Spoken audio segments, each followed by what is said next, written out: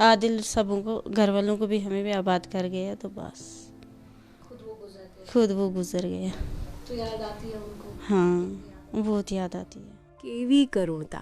વિચાર તો કરો કે જે ઘરનો એકમાત્ર કમાનાર દીકરો પર્યટકોનો જીવ બચાવતા શહીદ થઈ જાય તે પરિવાર પર શું વીતી હશે.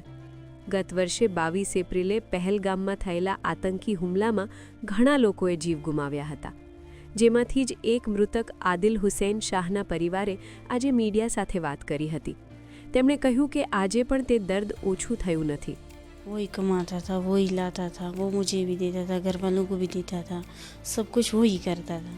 बेटी हुई थी पैदा, तो वो भी पैदा गुजर गई, तो क्या करेंगे अकेली, ऐसे ज़िंदगी गुजार रही हूँ। આદિલની પત્ની ગુલનાઝ અખ્તર માટે મુસીબતોનો પહાડ તૂટી પડ્યો છે, કારણ કે પતિના નિધન બાદ તેણે પોતાની નવજાત દીકરીને પણ ગુમાવી દીધી. मौत बहुत मुश्किलें हैं, याद आता रहता है हर दम, ये गम परेशानी होती है कि पर इस साल इन दिनों में पहलगाम में जाया करता था, तो आज कहाँ है, आज वो ज़मीन में दफन हुआ है, तो बहुत महसूस होता है. इस बात का तो बहुत ही फ़ख्र है कि उसकी मौत इज़्ज़त से हुई.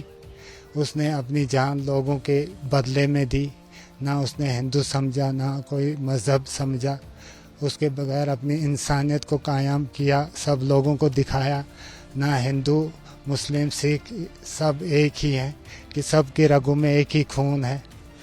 तो इस पे तो फ़ख्र होता है कि आदिल ने इंसानियत को सामने लाया और सबको दिखा दिया कि इंसानियत क्या चीज़ है. આદિલના પિતા સૈયદ હૈદર શાહને આજે પણ તે દિવસો યાદ આવે છે જ્યારે તેઓ દીકરા સાથે પહેલગામ જતા હતા.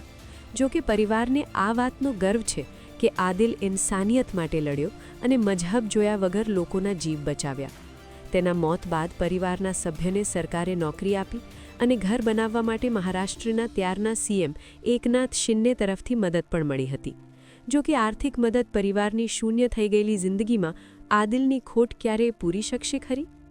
માત્ર આદિલ જ નહીં, આ હુમલામાં જીવ ગુમાવનારા તમામ વ્યક્તિને દેશ યાદ રાખશે અને શ્રદ્ધાંજલિ આપશે.